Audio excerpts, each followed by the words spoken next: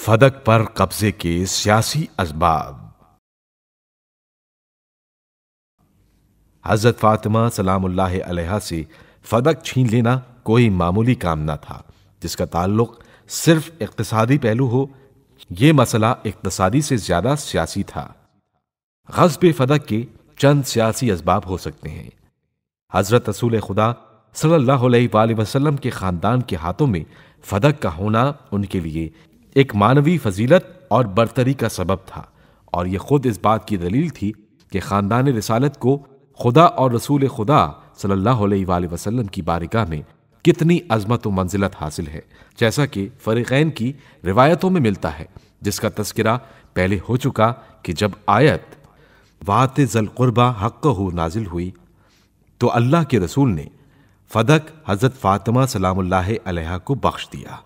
یہ بات واضح ہے کہ اس تاریخی پس منظر کے ساتھ فدق کا خاندان پیغمبر کے ہاتھوں میں ہونا اس بات کا سبب ہوتا کہ لوگ خلافت اور حکومت کو بھی اہل بیت علیہم السلام میں تلاش کرتے۔ اگر فدق رسول خدا صلی اللہ علیہ وآلہ وسلم کے خاندان کے پاس ہوتا تو حضرت علی علیہ السلام کی حکومت اور ولایت میں مددگار ہوتا، جس طرح اسلام کے ابتدائی دور میں حضرت خدیجہ علیہ السلام کی دولت نے اسلام کی ترقی میں بہت مدد کی۔ دنیا کے تمام معاشروں میں شروع سے آج تک یہی طریقہ رائج ہے کہ جب کسی شخصیت یا ملک کو کمزور کرنا ہو تو اقتصادی ناکہ بندی کی جاتی ہے۔ جیسے آپ صلی اللہ علیہ وآلہ وسلم کی حیات میں مشرکین مکہ کے ہاتھوں آپ صلی اللہ علیہ وآلہ وسلم اور آپ کے خاندان کو 3 سال تک شیب ابی طالب میں اقتصادی بائیکاٹ کا سامنا کرنا پڑا تاکہ آپ صلی اللہ علیہ وآلہ وسلم اسلام کی تبلیغ نہ کر سکیں۔